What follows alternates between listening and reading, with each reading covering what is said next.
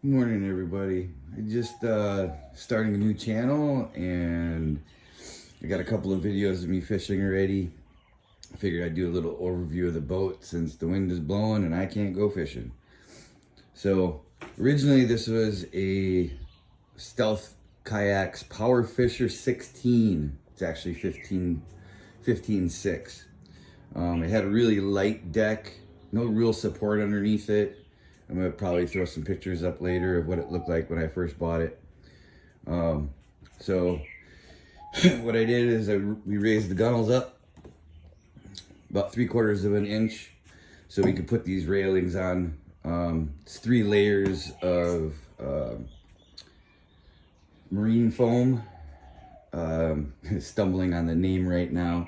I'll kind of come back to that. Replaced the deck. Put in this fish box. It's about almost 50 inches long. It runs in between my stringers that I put in. The boat didn't originally have them, they just had supports. And live well, Hikimau in Hawaii. It holds about 13 gallons of water. And the average is what I read is about a gallon per piece of bait. So 13, not sure if I'll ever get that many baits or ever need that many baits. Usually 5 or 6 will do me for the day. Put in this 1-inch rail system. Took a lot of time to kind of figure out how I wanted to do this for the rod supports. This seemed to be kind of the most inexpensive way. Canon has these rod holders here that fit on a track system. These were bought when I had the boat set up in a different way, the original. But the bolt through got 1/8-inch piece of aluminum plate underneath it, and then the starboard, and then bolted through, and she is solid. 1/2-inch foam surrounded by 24-ounce fiberglass mat and weave. Decided to put the extra hatch here just so it makes the box easier to clean. Boxes for storage. Definitely safety knife. Always keep a knife on, especially on a small boat. When you're all by yourself, keep a knife handy, close to you, so if anything happens, you can get to it. So crimps, gloves.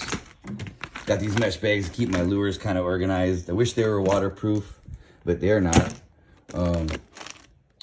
Crimps, swivels, little knickknacks. Try to keep everything in waterproof boxes so salt water doesn't get in there and rust everything away. These are for catching a pelu. Sabiki rigs I make them myself, tie the little flies. They seem to work just as good as the soft plastics, but the soft plastics you have to replace a lot, so I kind of like that. This is one of my 5-inch Flash of Blue lures. Works. It's what I caught that Shibi on in that first video. Always bring some silver or crystal minnows with me, and some kind of, I guess I can't remember the names of them, but they're the Walmart cheaper Rapala imitations, I guess. But they work. They really work well. So I always have those on board. 7-inch lures, needle nose required. Go around to the other side. That's where I keep my 9-inchers and my live bait rigs.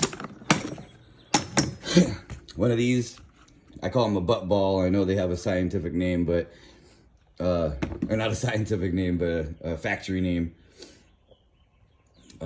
They will definitely save you from getting tons of bruises on your legs. Most of my 9-inch lures are in here. I'm hoping to catch a marlin one of these days on this big soft head. A lot of granders around the Big Island have come off of this guy. I don't know if I'm ever able to do anything with a grander. If I hook something probably over 300 or 400 pounds, I'll just cut the line and start over. Definitely fire extinguisher, must have. Coast Guard regulations. So this one's battery box. Oop, got a little garbage in here. Bag of chips just in case. sunblock, definitely a necessity in here in Hawaii. Your horn, reel tool, a wired up switch for the EQ mouse so it's easier to turn it on and off. I don't have to keep opening up this box to plug it in. Real small pump. It's actually an aquarium pump. Pumps about 60 gallons a minute, which is, it seems to be running okay. The out is just a little through hole plug, 1/2 inch. It's 5/16 pumping in, 1/2 inch going out. Works perfectly, doesn't overflow, doesn't block up. Back. Because it's such a small boat and things get washed off, because I can take a wave full to the front and the water just runs right off the back. It's a necessity, I guess, for having a small boat.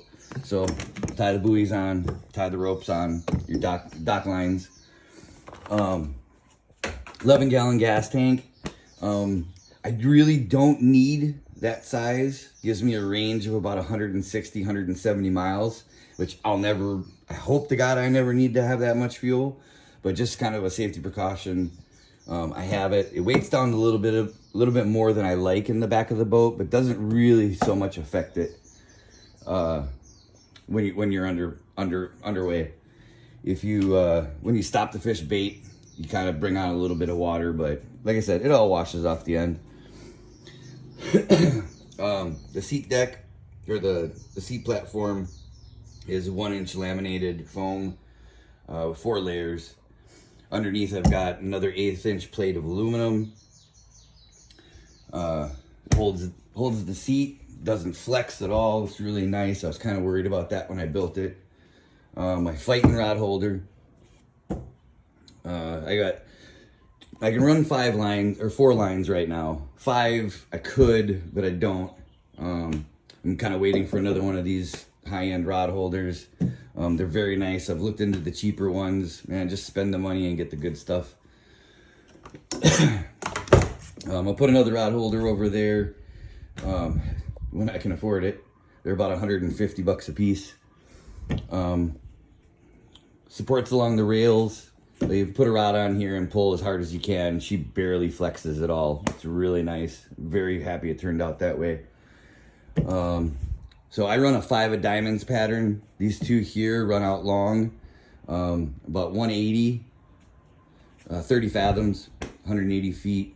And then I run the center line, I run that one short in between them. And then this rod here, I run even shorter. So when the lines are laid out, they can all go underneath each other. I've only had 1 tangle so far. It cost me a fish. Wasn't a bad tangle, but it happened. Small Garmin, 4.5, plenty for what I need. I mostly just follow the contours on the chart plotter, but if you're looking for bait, you have to have it. 5-foot fish bag, just in case.